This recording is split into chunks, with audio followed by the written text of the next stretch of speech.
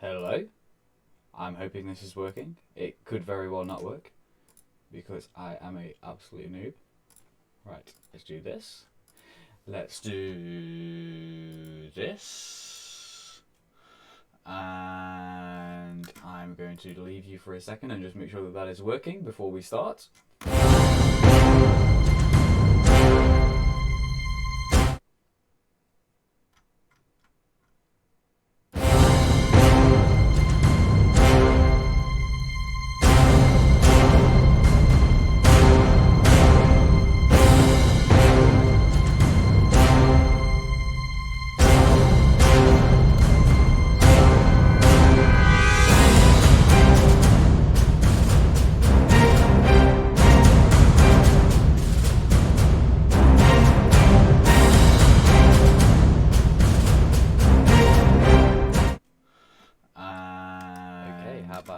This may be.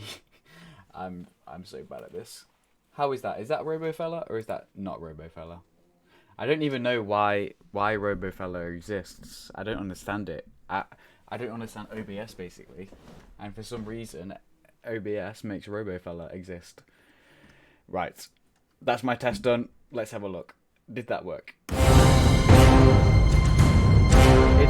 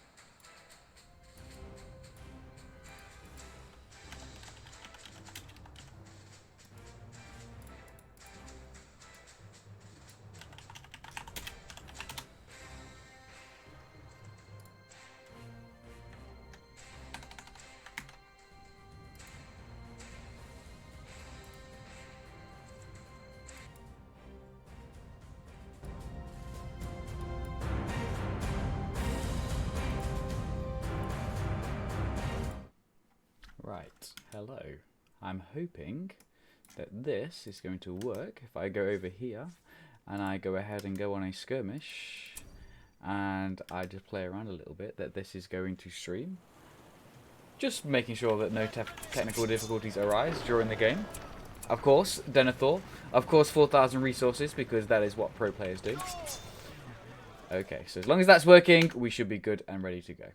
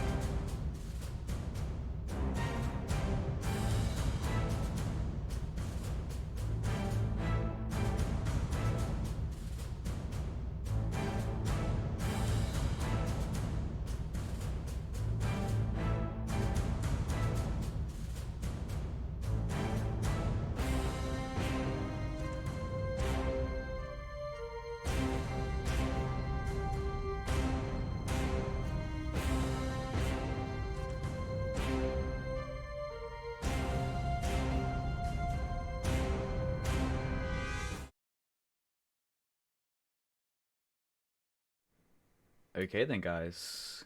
Hopefully we can hear. Let me just pop into Aiphaton's room for a quick interview, because I believe, and then come voice chat whenever you like, before or after. So we're either going to do an interview before or after, or maybe even both, depending on what we want.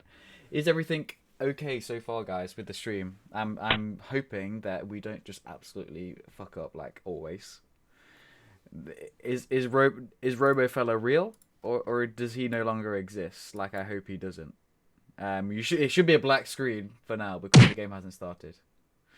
Hopefully you should hear my voice and it doesn't sound like a robot. And we're gonna go for a quick interview, I think, and then we're gonna get the game started. Or let's just make it after. Okay, so we'll just do it after. That's fine then. Okay, so we ready? So we'll just do an interview after, guys. We'll get straight into the game. Let's have a look. Go. Yes. Let's go. Let's start then. Here we go. Drum roll, please. It begins. Is everything okay, guys, in the stream? I will be checking stream chat consistently. You asked me once if I had told you everything there was to know about my adventures. Everything good, guys? Long ago. There is always pressure when Goodfella is looking. Tell me about it. I hate that guy. Just give me your address and I'll send it in cash. Yes, please. I live in the Shire. Literally. The place that I live in the UK has actually got Shire at the end of it. It's Derbyshire. I mean, Forza Horizon 2 is the map, right? Right? Everything's so loud.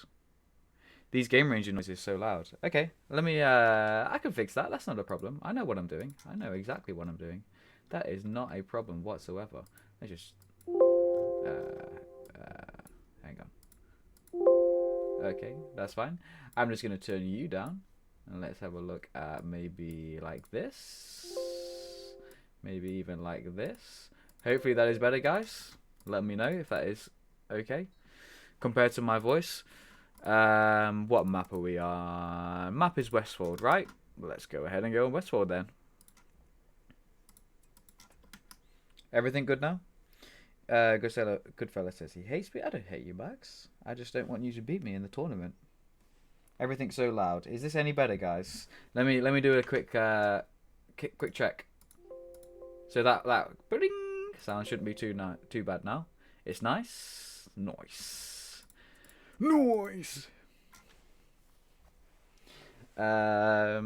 Seems good. Time to swat, Goodfella.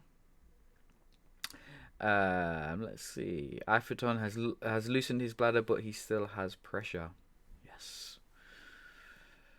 I to be honest with you guys, I feel like I'm going to lose my match to Max. I'm just so out of practice at the moment.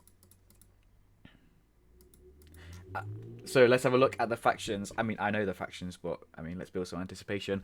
And here it is. It's the largest mirror. Well versus well. Well, guys. Well. Who'da thunk it? Well. Although getting beaten by Fella is never a bad thing. True. Max is going to win. I kind of feel like he might. But if I lose to Max, at least I don't have to lose to Jojo again. So every cloud has got its silver lining. Good luck, have fun. X up. X up, X up. And away we go. 5, 4, 3, 2, 1. Blast off. And then this is where you get the load bug. And then we all have to quit. And the whole world does a collective sigh. Right. So, enlargers versus enlargers. This could be pretty interesting. Such a cancer game. Exactly. It could just be well versus well. I mean, potentially, you know, there could be no fighting whatsoever. It could just be one well against another and no units at all. Come on, guys. Well start. Let's do it. Go for the well start. You've got enough money for it. It's the only way. Oh, he's not. He's gone for a barracks. Boo. Oh, so already we've got a difference in strategy. We've gone for a double eco start over here with Aiphaton's, well, this is going to get so confusing. So Aiphaton's Imladris has gone for a double eco start. He's going to rush the troll straight away. Echo. Are we good? Is the sound good, guys? Or is there an echo? How are we on the sound? So on the other hand, we've got Friedrich. He has gone for the barrack start. So in comes the creep. He's using Gildor to creep. Ooh, Gildor just got uppercutted then. How are we on the sound, guys? Are we good, or are we Robo Fella? So both players going straight for the troll. Oh, we're good. Sound is perfect. So both players going straight for the troll. However, Aiphaton's Imladris units have been damaged by the troll. So although he rushed to creep it, he's actually probably going to lose this fight. Because look how much lower health there is, and there one has died. So that's 1/5 of the output of that, the damage output gone there. He's healed, but he's still on low health, and he has not got a second battalion coming out, whereas Friedrich does. Oh, and a Gildor here. Whose Gildor is this? Aiphaton's Gildor is low on health as well, so it looks like Friedrich is going to get the troll here. Although health not too dissimilar now. Both players have used their stand fast ability. Aiphaton's Gildor is healing up, and here comes a second battalion. So this means that he's really going to be able to get the troll creep. Okay, so and the troll comes back out. Gildor looks like he's going to die here. This little Gildor battle. Troll comes back out, but it's not an issue. He can just run through these units. He should be able to creep this quite easily. He could even do the little fella base rush with the troll. So it looks like he's going to get this troll over here. He could even move into his base now with this troll creep. That would be amazing. Okay, so we're actually going for the cavalry discount farms. He's gone for a cavalry start. Oh my god. I completely missed it. He's gone for a cavalry start. Now he is going to be able to get the economy here from the troll creep. So very kind of classical fella-esque start from Friedrich over here. But a cav start from Aiphaton. However, he's not producing any cav. The problem here is he's only got one outside farm. He hasn't managed to get the economy from the troll. So he can't straight away go and grab his cavalry unit because he hasn't got the economy for it. He's now buying these farms, which are 300 resources each, and he's stuck on 300 resources over here. It costs 800 for a cavalry. One cavalry battalion is 800, so it's very, very expensive because he's got hardly any outside eco that gives him the discount on the cavalry. This does not look great for Aiphaton at the moment. I like the cavalry rush idea, particularly against Imladris, but I feel like with that troll creep, Friedrich's now got 3 units out. He on the other hand is going through the Dunedain outside eco. So although it is an Imladris mirror, it's almost exactly the opposite strategies are being used. These are getting close to the warg over here. Right, so Aiphaton making me proud. Fellow rest, don't flatter yourself. I mean, come on. I invented every single meta in this game, Iranian. You know that. Before me, people just didn't play anything. People would choose to sit around on their base and do nothing. It is fellow-esque. Everything is fellow-esque. Building. Okay. At least I'm not saying that I've invented a new strategy called the Cole Johnson strategy, which is just building a barracks and producing units. I mean, come on, give me some credit. People used to go for inside eco all the time before Goodfellow was around. Don't lie. Oh my god, he's gone for the Dunedain outpost. This is Iranian-esque. Straight for the outpost. Just straight to the outpost. Straight to the archer building, I am sure. And that is Iranian-esque AF. Let's not talk about cryptic-esque. Ooh, I shouldn't have said that. Oh my god, the base rush. The base rush is real. But the cavalry battalion is coming out and he's going to get a second cavalry battalion. This is a really, really unfortunate base rush. Usually, that would have been amazing. But the cavalry battalion is just going to absolutely wreck it. We've got two more standard sword units coming into the base. This game is turning into an amazing game. Is cavalry effective against Imladris? Yes, it is. However, ironically, the Imladris cavalry is probably the least effective cavalry against Imladris units. However, once his second battalion comes out, this is going to be a big deal.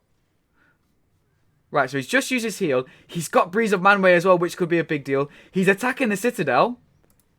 This is actually massive. This is a huge deal. He's closed his gate. The Citadel's going to go down here. He's got the Breeze of Manway to use. Is he going to use it though? Ooh, this could be the end of the game here, guys. Because these cavalry units are not that tanky, and against Imladris they are not great. So this trample revenge damage is dealing massive amounts of damage. He's going to be able to get the pasture here. Obviously, there's no reveal for Imladris. This is the end, guys. This is it. He can't build any towers. This clump of Imladris is going to be able to kill these cavalry units. This is GG. This is definitely GG. Let's have a look. Has he built a well? He's built a well, guys. Here it is. This is it. No, I thought he was going to lose, but he's going to win with the well. Actually. Oh, there goes that cavalry battalion. Even with the well, it's probably not going to be enough. Yeah, this is looking like GG right now. If he, I mean, look, this is the two options. Either he's going to be able to keep this unit alive at the well, which he's going to do right now. Okay. Either he's going to be able to keep that unit alive and kill all of these units. Best case scenario, he's going to be able to kill every single one of these units. He's given the GG.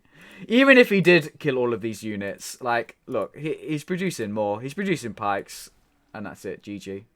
That was a really... I enjoyed that game. You could probably tell by my reaction to it, but I enjoyed that game.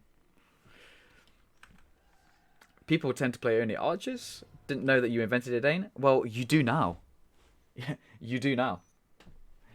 Fastest match of the tournament. Yeah, 7 minutes. 7 minutes in, and it is GG. As we can see, Aiphaton, realistically, he was behind for the whole game. So, cavalry start. It is good against Imladris. However, Imladris cavalry is just not tanky enough to deal with even sword clumps. Particularly Imladris sword clumps. Right, so 42. Am I right, guys? 42? Yeah? No? Nobody? Okay, let me actually go on the correct map there. I'm guessing they keep the same map the whole time. Okay, let me just double check. Let's just get Friedrich into the room, and then we'll double check what fucking gate Aiphaton says. Okay. If he had closed the gate, Friedrich won. Friedrich is Firimar. Aiphaton saying that the gate was the issue. I don't know. I mean, yes, obviously it was an issue, but the whole cavalry start could have been quite a big issue as well, to be fair. I'm not sure if it was the best choice. But I like it. I switch it up a bit.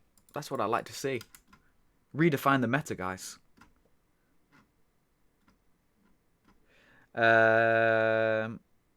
Friedrich did the same. What? He rushed into your base, you mean? It's so effective with Imladris, though. It really is effective. To just rush into the base, particularly if you're playing against Mordor. It's loser's pick. Oh, it's loser's pick of the map. Okay. What map? As you can see, I know exactly what's going on in this tournament. Imla Murrah, it seems, so I did miss nothing. It was a very quick game, 7 minutes, and it was over. And it was basically, all that happened was, Aiphaton went for the eco start, straight into Cav. He lost the troll creep, because his units were damaged by the troll. So even with the starter units, Firimar was winning. And then Firimar got his second battalion out, and just absolutely got the troll creep, easy peasy. Yeah, Firimar won. And then Aiphaton got his cavalry battalion out. However, Firimar rushed in the base with the battalions, battalions of swords. The cav got killed because, of course, it's Imladris cav. It's got no health. It died, and that was the game. He destroyed the citadel, and that was it. It was all over. Westfold again. Okay, Aiphaton's gone for Westfold again. So I guess pick factions. I guess. How are we all, guys? 52 people in the chat. Absolutely loving it. How are we doing, guys? How is Corona affecting you? I don't know how many of you know this, but I'm actually in IRL. I'm a school teacher in the UK, and our schools have just recently closed. So I'm just going to be living my best life for the next few months. Hopefully, don't get Corona, and we'll be all good. So let's see what Firimar. So I guess Firimar needs to send me his faction now, right? Send me your faction, plus man. The people are waiting, plus.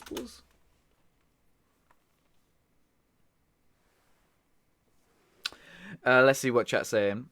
Okay, Firimar sent me the faction.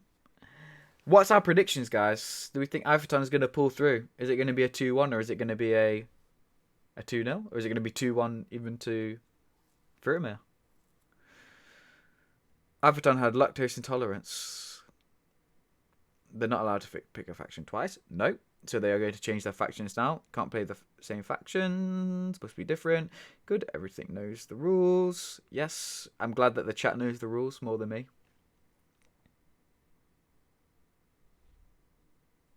Not the same faction. Not the same map. Not the same map allowed. Oh. Are you sure that we're not allowed the same map? Are you sure? Does everybody agree with that?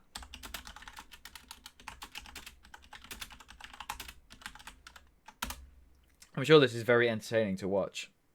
Me typing in the chat, not knowing what the fuck's going on.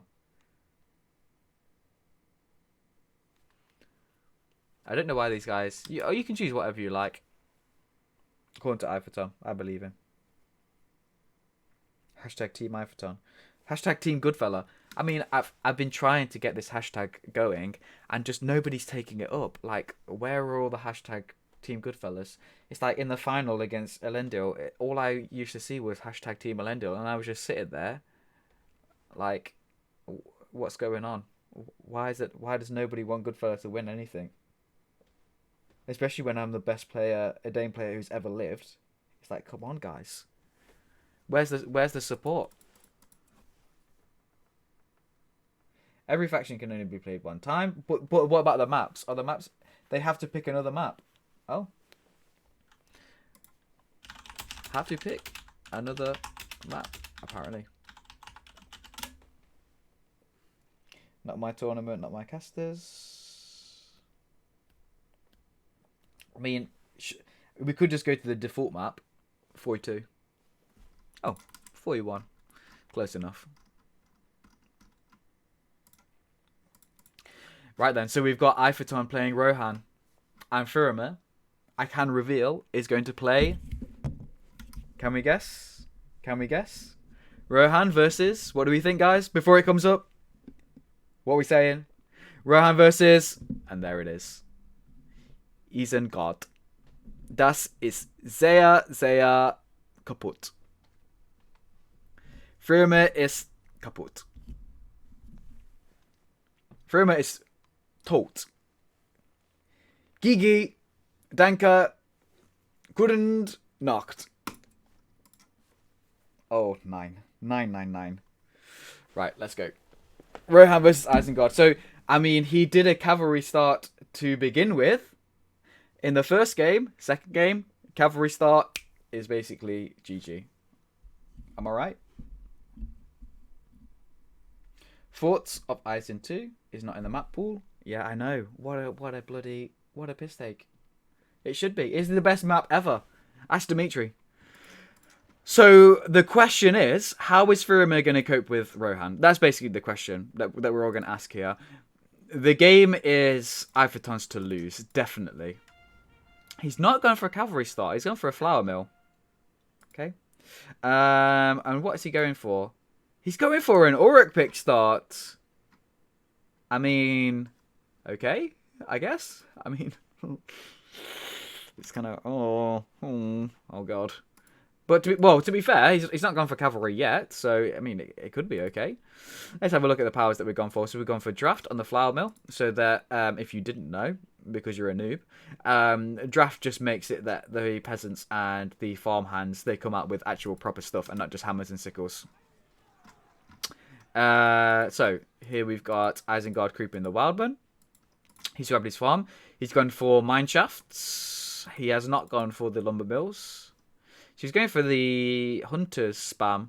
350. Yeah, Uruk start. I know, right? That is not the correct counter.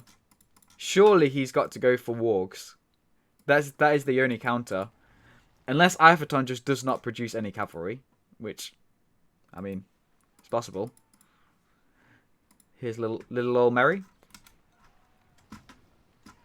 Level up. So he's creeped over here. He hasn't grabbed his farm. What do you guys think about the 300 resources for the outside farms?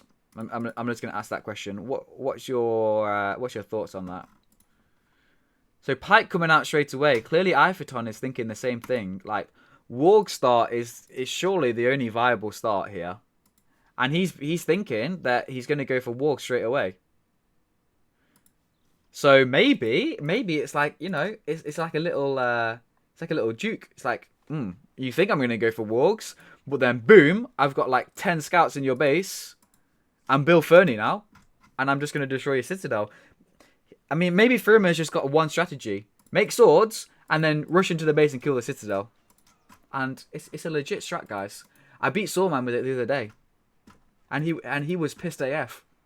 And then he wasn't nice to me after that, and he beat me like 3 times in a row.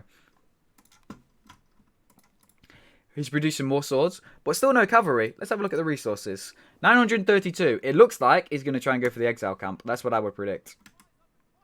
Bring back 200. 250 would be fair. I liked 200.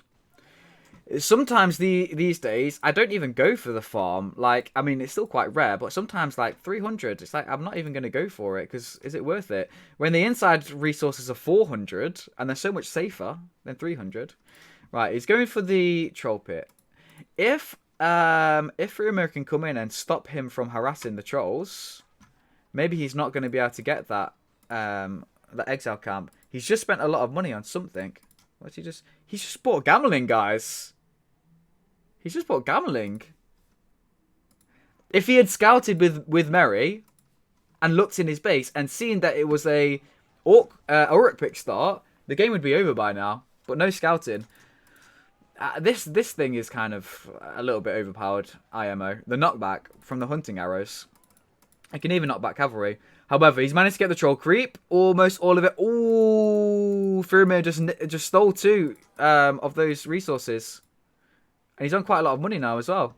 A little battle going on over here. Looks like the scouts are probably going to lose this one. Bill Fernie nearly dead. Bill Fernie is dead. There goes his club. And the scouts are being chased off. A lot of resources being floated here from Firimar. There goes all of his scouts. So his scouts have died, and they haven't even died to the cavalry. They've died even before the cavalry. They just died to the normal units. This is not looking good for Firimar. Still just got his 1 flour mill. I'm predicting that the exile is going to come up. The combination of gambling and the exile camp is going to be basically GG. Even here, even this little clump is looking really, really strong at the moment. Why no wargs? I know. Why no wargs? Why no tainted land? He's gone for tainted land, but yeah, he's not using it. I think even in that situation with those scouts, he probably wouldn't have won. You'll probably know better though. Premium pills. Whoever the hell you are. Who is this guy coming in here thinking like he knows what he's talking about? Okay, so a little bit of a creep. Some nice money there. What is happening? Here's the exile camp, guys. Firimar is currently sitting on 24 out of 500 resources. He's upgraded his Uruk pit and going straight for the swords. Nice. 2 farms inside. So at the moment, in terms of map control, Firimar is holding on to the map, but it's not going to be for very long. He's got 4 farms on the outside. He's got 2 farms on the inside. Aiphaton has definitely got an advantage. Didn't mean to build that. What's he built? What's he built? Oh, he's built a haycart. Nice. That can probably kill the citadel, right? Does this mean haycart to all the Germans out there? I'm guessing it does. So yeah, he's not going to be able to hold on to the map for very long. I can't imagine him winning from this position. I don't know about you guys. I cannot imagine him winning from this position because he's producing units now, but as long as Aiphaton is aggressive, especially with this gambling, who's already level 2, I can't imagine him being able to catch up in terms of the amount of units that he can produce at any one time. All Aiphaton has to do here is get rid of this farm. He could even push into the base. Grab a few cavalry units, and it's just going to be a nightmare for Firimar to deal with. Although, having said that, he's just bought 2 towers, so, I mean, maybe he's got a chance. Self-respect equals gambling. Nice. Jojo, look at how hard he is trying. How hard Aiphaton is trying. Where are the wargs? We want wargs. We want wargs. Okay, so Firimar is coming out with his units a little bit. He's going for a little bit too many Urukai, IMO. The first cavalry battalion has just come out. If he can target these pikes, and if Firimar misplaces his pikes and leaves his swords vulnerable like this, it could end sooner. I feel like it's GG. But it's like, how quickly is it going to be actual GG? In comes the cavalry. Let's have a look at the PowerPoints at the moment. Still no tainted land being used. This 1 battalion of pikes is quite low on health. It does look like he is targeting it. And there it is. 1 battalion of pikes. It's not really enough to protect 3 battalions of swords when cavalry comes on the field. He's got to be panic buying pikes now, surely. Like, come on, we can panic buy toilet paper. You've got to be able to panic buy pikes as well. But look at that, 400 resources. So these forges, at this point in the game, are doing nothing for him. He's got no discount on his Urukai. 0 discount on his Urukai. So each pike is worth 400 resources. 400 resources. The counter to those pikes, Rohan peasants, are 150 resources. It's like, 3 times less the price. Nearly. So this is really, really bad for Isengard. No map control. Yes, he's got inside base eco. No, Aiphaton does not have inside base eco. But Aiphaton's got gambling. He's got lots of units. He's got cavalry. It's not looking good for Isengard at the moment. And Aiphaton's got a mixed army as well. So Aiphaton's got a mixed army. So Firimar has to be really careful with his pikes. It's looking like GG. 3 towers is enough. Yeah, 3 towers is definitely enough to win the game. I mean, technically, maybe if you get a lone tower, you could just slowly get a tower here, and just slowly build it up, and just take it all the way to your enemy's base, and then in theory, just keep shooting the citadel until it's dead. And that could be GG. So that, I mean, we talk about comeback mechanics. That's a possible comeback mechanic. It's not impossible. It's going to be an amazing siege. Thus, the siege begins. Here we are, guys. Rohan broken. Is it broken? It's. I would say it's very powerful. Is it overpowered? Probably. Is it broken? Maybe, but probably not. I would say. Although, I mean, I don't fucking know what's going on with this game anymore. Maybe it is. I didn't play it enough. Ooh, that was quite nice cavalry micromanagement there. 2 pikes nearby, and he just about managed to miss them. And he's kept on to that 1 battalion over there quite nicely. This is a little bit of misplacement of the pikes here. Is he going to keep this battalion alive? Here's his 3rd battalion. In the meantime, as Isengard is winning this little battle over here, so he is winning it. However, he's losing a lot from the cavalry charges. So he's managed to get that outpost down, that well. Just misplacement of the pikes. But even though he has basically just about won that, although there goes that battalion. Although at what cost has he won that little skirmish there? In the meantime, Aiphaton's just over here just doing his own thing and creeping everything and getting even more eco. This is so GG. And thus begins the siege. This is the thing now. This is GG, isn't it? I mean, come on. There's no chance of comeback here. And the best thing for Aiphaton to do now is basically what he's doing. Just creep the map. Get more eco. I mean, get more eco in your base as well. Why not? And then slowly wait until you're in such a good position that you can just steamroll the base. Not necessary. Definitely not necessary. And I suspect he's going to get a ram or get some catapults and just completely destroy the base. Easy peasy. That would probably be the quickest way to end it. But it's not really the most effective way. The most effective way, the most secure way, would be just to wait around for a bit until you're in even better position. Because look, he's got CP that he could be buying. He could be racing ahead on his economy.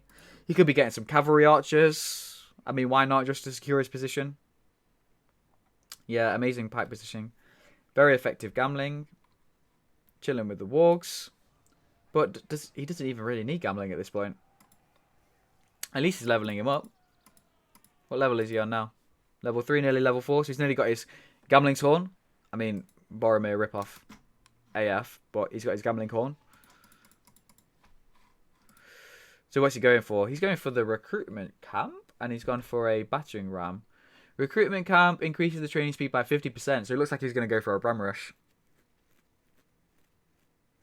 Amazing right click on the cav. So here comes the ram rush. Wow, they do get produced pretty fast. He needs to be going for some CP as well, I reckon. Just to make doubly sure. Look at all these pikes. Whoa. Whoa. Oh, he's got some more, that's fine. Maybe he could get Saruman. So, it's actually Firimar who's going for the command point upgrade. I feel like Aiphaton, just to be on the safe side, should really get another CP upgrade. Although, to be fair, it doesn't really matter at this point. And he's got his 0 CP cav from the exile camp anyway, his exiles. So this is the point that we all love, where we sit around and we wait. There is no reason why he needs to attack straight away, although he probably will, just to save time. He's going to go ahead and buy another farm. So look, this is like exactly the thing. There's no incentive to attack really at this point. He's just like, I'm just going to create the map, make sure I've got all the map, and then I'm going to attack by spamming rams. So he's probably going to get like, I mean, technically you could get like 20 rams and then just rush in. Here's Firimar exiting his base, trying to push out. He's then going to lose all of his army to the superior army, and then it's going to be GG. So Isengard are defending their siege by running out of their base. Now they're running back to the towers. Oh, gambling, watch out! Watch out, gambling! It's like fella hero micromanagement.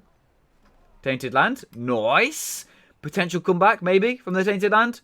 Although I guess you could just like maybe walk over here and fight here instead. Sounds like Oakenbrand's out. He's gone for swords. Exactly the right option, so he can kill some more of those pikes. And then GG with a cav. He's now got 6 battalions of cavalry. Nice, nice, nice. Although, actually, I think it's only 5. Because that one did die. Wait around. He's got his Druidane ready to come out. He's got some eco that he's not purchased yet in his base. But, like, come on, guys. This is GG. Just give the GG for him here. You've got no hope. So, again, defending his base by just completely walking away from it and harassing a farm. Nice. Nice, nice, nice. And now Aiphaton's going to run in. He's going to kill the Citadel. And it's going to go to game 3. In probably 2 or 3 hours' time. Now he's going for his CP.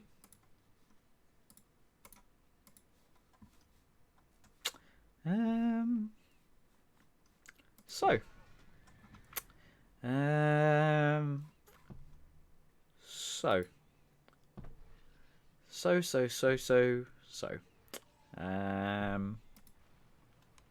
What's the weather like, guys? Where you are? Good?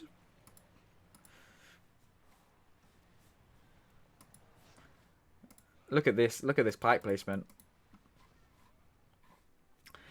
I think he even didn't hit the cav, and the cav just moved a command to nowhere. Look at this pike placement. Lovely. Lovely jubbly. He's actually lost so much cav in that little charge. In the meantime, these guys are just chilling. There is just no incentive to attack. What are the third factions they picked? I don't know. They haven't told me yet. They're just telling me as we go along. What's the plan here? What is the plan from both people? Oh, he's moving.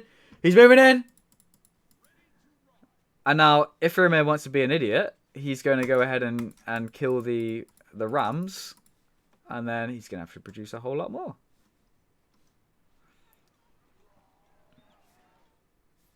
So, I mean, it's like, it's not really, like, competitive anymore, is it? To be honest. It's not competitive, and there's no incentive to attack until now. There goes the citadel.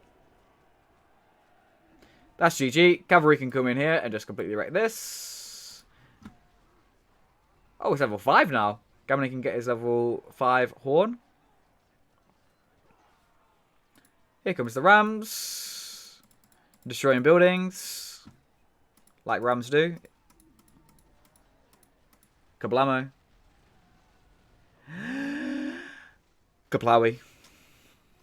And that's GG. GG. Well played.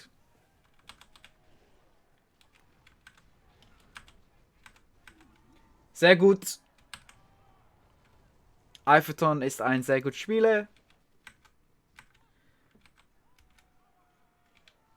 The Citadel ist kaputt. Upgrades. Upgrades for who?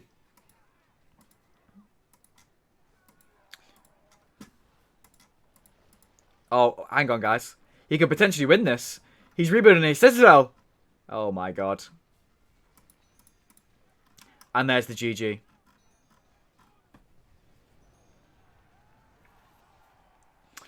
Well, that was close. Right, I need to go AFK for about 2 seconds. Just to go to the loo. And I will be back for the final game. 1-1 so far. Now it's the decider. Come back. Nearly a comeback. Not quite. Right.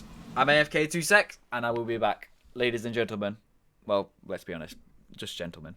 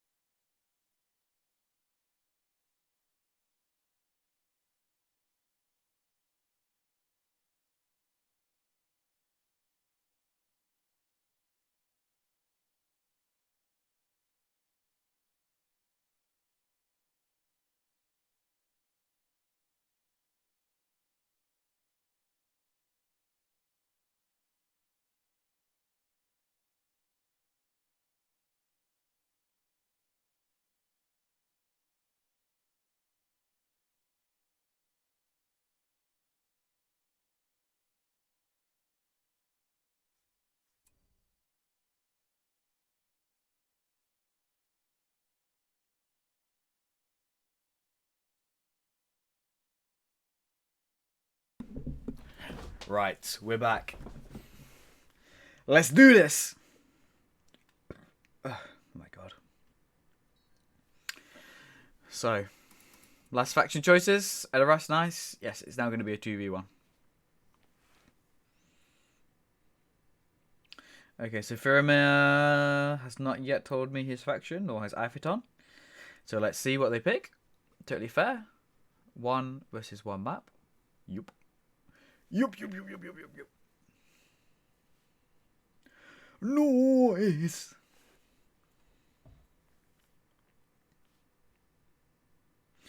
What is the... While we're waiting for this game to continue, what is the best strategy of Idane? Let's take a vote on it.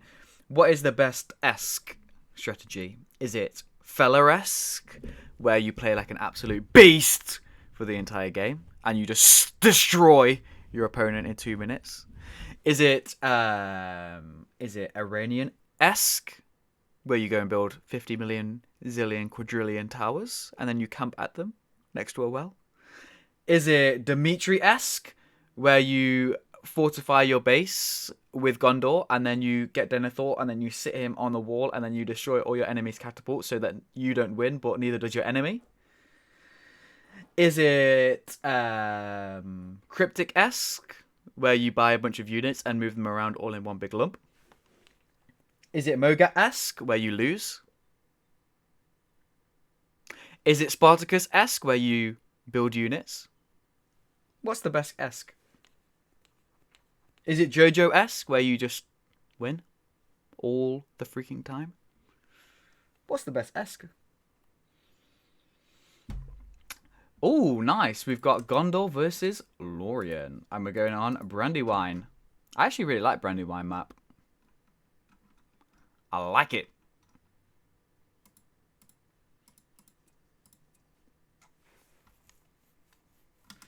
Okay.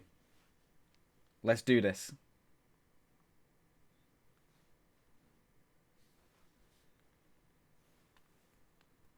Let's do it. Iranian got buffed in 4.5. I did not know that. My god. I'm scared to play again now. Goodfellow got nerfed. He got nerfed from like 4.4.1 onwards. But he was never that good anyway, to be fair.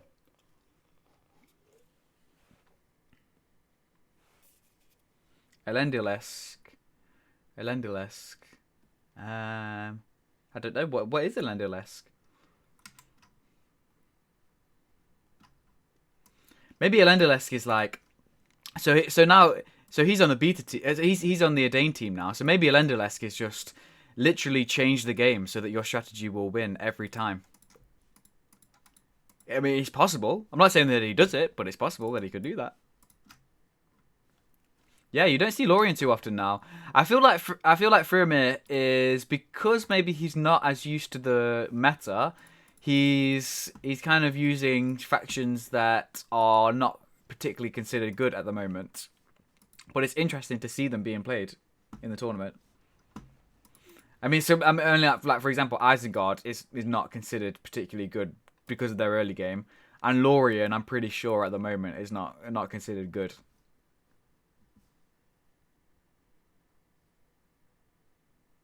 Piggy-esque. Piggy-esque is just playing Call of Duty and uploading it on YouTube, isn't it? And dying in like 20 seconds. Smashing the nerf hammer and everything you lose to.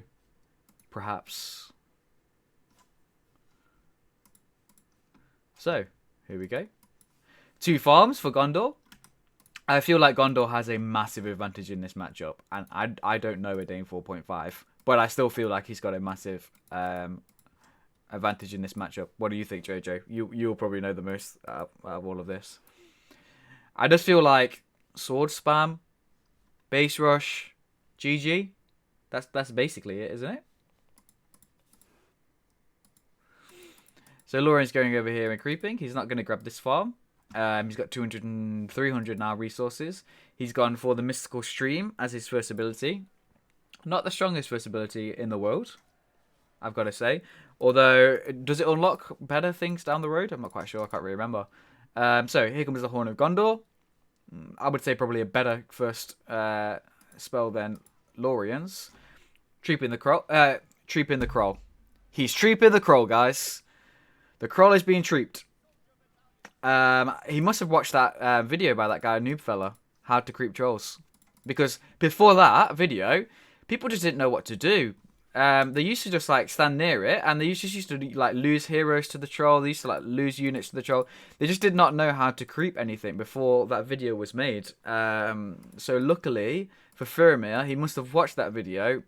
Otherwise his base would be destroyed by now. So you know, you've got me to thank for that. So here it is. Got all of the eco, nice and quick. Gondor already pushing forward as he should do. I feel like Gondor is really good when they are super aggressive in the early game. And I don't know how Lorien's going to be able to cope with that. Here comes another eco building.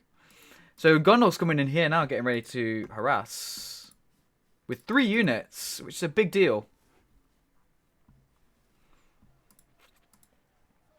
And he's also creeping at the same time. He's got his scout hero over here, maybe trying to steal some of the creep money. He's moving through with his Lorien units, grabbing another farm. Let's have a look at the spell points. He's got Veil of Mist, so the first 2 tier 1 powers he's gone for.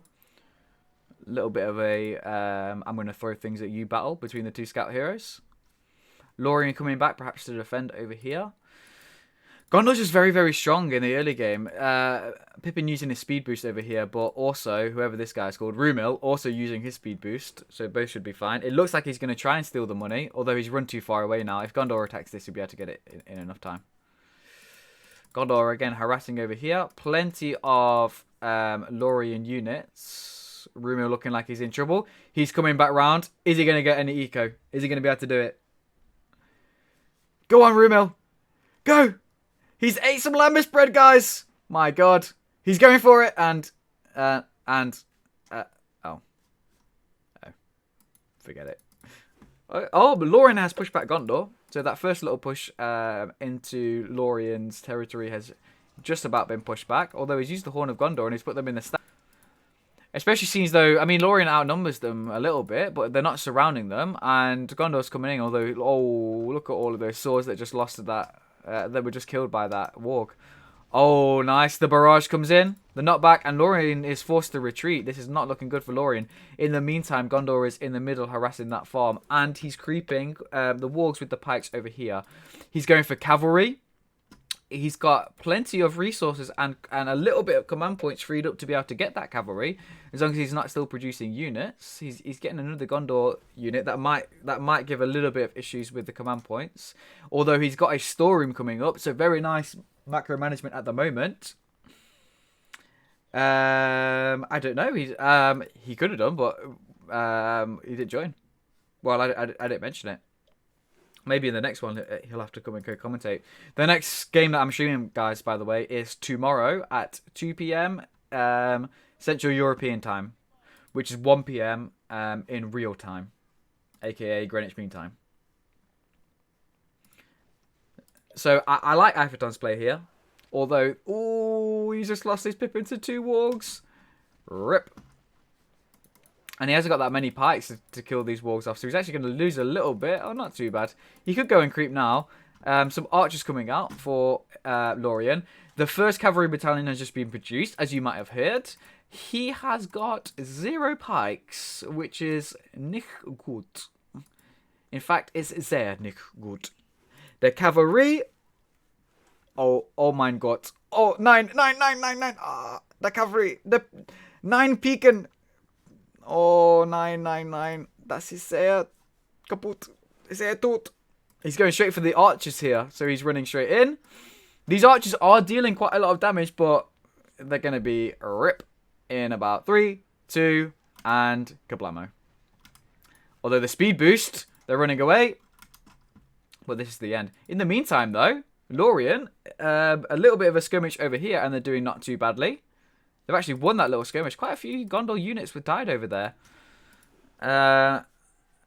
The cavalry, let's have a look at the command points. So 360, although he had just recently built some cav, and it could have dealt a huge amount of damage, Lorien didn't do too bad from that little exchange. It could have been a lot worse, I think. Gondor's still producing units. His second cavalry battalion is coming out. But now that Firimar knows cavalry is on the field, he's going to get his pikes out. There are some units here that Aiphaton could be chasing down with his cavalry. However, he's not really doing too much with them. So maybe slightly ineffective use of the cavalry on Aiphaton's part. It's not terrible, but he probably could have made more of that situation. Especially because he had no pikes whatsoever. There's the second battalion of cavalry coming out, as you may have heard.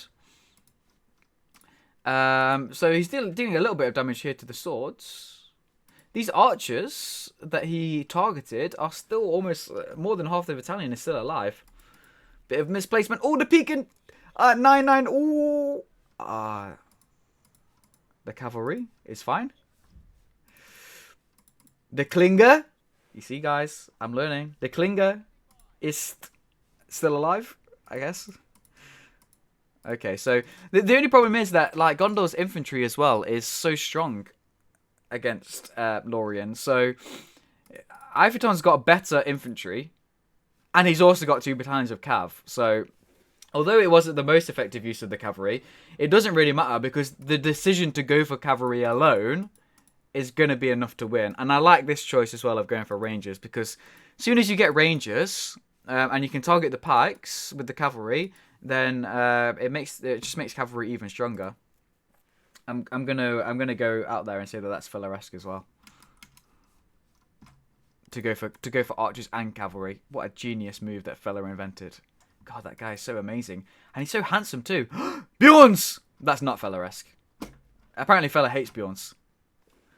I completely missed that he was going for Bjorns, but can you blame me when there's been no Bjorns on the field? And he hasn't gone for the honey harvest, so he's not going to get any resources from that. And he's targeting it straight away. He's not producing any Bjorns. No Bjorns are going to be produced, and that's an extra 150 resources down the pan. And no resources there, look. No resources for destroying it either. Das ist nicht gut. Harassment of the farm. So he's trying to regain map control, but let's have a look at the command points. 379 command points out of 700 versus 644 out of 900. And these units are just infantry, whereas here we've got a mixed army. And here the 1st Battalion of Rangers coming out.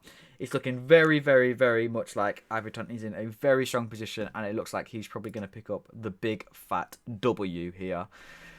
This could potentially be a little bit of a overstretch for Lorien if Gondor comes back to defend this harass, especially now that he's got the archers to target the pikes and the cavalry battalions. Haldir has just come out. Here he is. You may have heard his voice, his smexy voice. There he is. God, that is actually quite scary. That is freaky. Look at that. And he goes slightly invisible every so often. Look at those eyes. My God. I mean, how much more attractive is Gildor? Let's be honest here. Look at that. And the double chin. So here he is, Aiphaton running back. If he can kill these 2 battalions of pikes, then it's all over. I mean, it's basically all over anyway, I would say. I don't know if you agree, chat. It's not looking good for Firimar. He's gone for a marketplace. What's he saving this spot for then? If he's gone for a marketplace and not another forge. So, I mean, Lorien's doing a little bit of damage. In comes the barrage. Ooh. I mean, if that stops the pikes from moving, quite a lot of damage being done to Haldir, but he should be able to survive with these pikes in place. Although they're suffering a lot of damage from the barrage. He's switched into their alternative formation, which gives them more armor. Where is Haldir? Where you at, boy? Oh, there he is. Running away. Just like any elf would. Okay, she's coming in maybe to destroy the Dúnedain. In the meantime, this little clump that he had has just kind of been running around and Gondor's been chasing them around. Actually, we don't have game sounds, fella. Oh, that's rather bizarre. I can maybe turn it up. Haldir has so large hands. The problem with this stance is that it reduces the speed. So you've got to switch them back really into their normal, and as he has done, switch them back into the normal formation just so you can catch out any swords that might be around.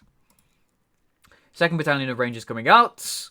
The command point's currently sitting at 900, but that is enough. Oh no, it's not. Each command point limited all of a sudden. And he's getting his next CP building. So he's went for the marketplace before the other blacksmith. I don't know if that's exactly the correct choice.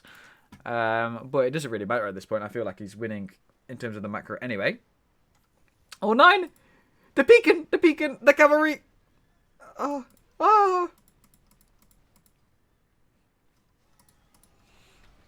Yeah, Gondor is so strong now. And this is snowballing. This is still snowballing. Like, I'm not saying that it's a bad thing. I'm saying, like, obviously in an RTS game you do have to snowball, otherwise nobody's gonna win. But this is snowballing. If you've got a mixed army like this, where you've got archers, you've got cavalry, you've got better units, you've got more units, it is snowballing because every battle Gondor now wins. So Lorien loses units from the battle. Gondor gains spell points from each battle. He doesn't lose anything, and therefore he can invest more money in more units. So it is snowballing. Even if Lorien had a better income rate than Gondor at the moment, Gondor would still be winning and it would still be snowballing. Just from the simple fact that every battle they are now going to be able to win. Hashtag just saying. Upkeep for the win. So a little bit of a fight going on over here. And now comes the siege. Hang on a second. What the bloody hell's going on here? Surely not. Surely he can't have. Where is it? The bastard. What a bastard. Aiphaton, you forfeit the match. You can't go for bacons. Bacons in a tournament game. Oh, unbelievable. Hashtag sieges are cool. I know, right? Siege mechanics for the win. He is harassing in the meantime. The farm's over here. Like, look, like Lorien, they wouldn't be able to, as long as Aiphaton didn't play like a complete idiot, even if Lorien was getting more money at this point, a higher income than him, Aiphaton still shouldn't lose. And if Lorien was getting a higher income, there would be an incentive for Aiphaton to try and push into the base and do a little bit of damage. That's all I'm saying. All I'm saying. Wait for the video, guys. Wait for the siege video. I thought you wanted... I do. It's just I've got no time. Although, since Corona, you never know. Maybe I do have time. We'll have to see. I'll make it at some point. I think, probably. I don't want to commit to that, but I might make it at some point. So he's gone for the outpost. You see, this is the issue here. There's still map control that he can get. Okay, so he can still be getting more economy. Gondor I'm talking about here. He can still get more economy by harassing. He can still get this outpost. He can still get this outpost. He can still get some more command points. He can still make some more eco upgrades. And because he's got more of an income than Lorien has got at the moment, he can get all of this stuff a lot quicker than Lorien can get it. So he is ahead, and he's getting further ahead over time. So his position is very, very good at the moment. It's way better than Firimar's. But also, his position, relative to Firimar's, is continuing to accelerate. And he's continuing to widen the gap between his position and Firimar's position. So by waiting, his position, how much he is winning is improving. So by doing nothing at the moment, because his economy, his income rate is higher than Firimar's, because his income rate is higher, his position, just by doing nothing, even if he wasn't harassing here, and he's harassing, which is obviously a good thing, which is what he should be doing, but even if he wasn't harassing, even if he just left these eco buildings to leave them to Firimar, his position is better, and it's getting better and better, and it's increasing. The gap between them is increasing over time. So the longer that Aiphaton waits here, the even better his position is going to be relative to Firimar's. And the even worse Firimar's is going to be, obviously, compared to Aiphaton's. So the incentive is for Firimar to push out, to stop Aiphaton from snowballing, and to try and regain control of the map. If he doesn't do that, and if he waits around, that's it, GG. Which, I mean, it's GG anyway, but it's even more GG just to wait around and do nothing. As soon as he's forced to stay in his base, then there's no point in carrying on. He's carrying on now because it's a tournament game, but do any of us seriously believe that this is competitive at this point? Should it be competitive at this point? Because Aiphaton, to be fair, has won the map battle concretely. So should it be competitive?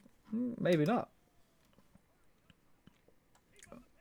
But if we're willing to accept that if you win the map control battle, then you win the game, then the sieging won't really work, IMO. Right, anyway. Here comes the barrage. Here comes what should be the last battle. So again, archers targeting the pikes. Cavalry managing to run in. This is where the mixed army comes into it, where it's so effective. Pushing him back. The battering rams should be able to come in. Beacons being produced in the meantime. So now Firimar retreats to his base. And if he can never leave his base, it's GG. There's no reason for him to stay in his base. And if he is forced to stay in there, then it's GG. Goodfellow really has a thing with snowballing and comebacks. Well, the only reason why I'm interested in it, and the only reason that I really talk about it a lot, is because I think it's so fundamental to make sieges work if you want them to work properly. If we're not bothered about sieges being part of multiplayer, that's fine. We can just leave it alone. We can stop talking about it, and we can leave it how it is at the moment. But if we do leave it how it is at the moment, this is what happens to sieges. People wait until they're so good that it's impossible almost for them to lose. Then they can siege.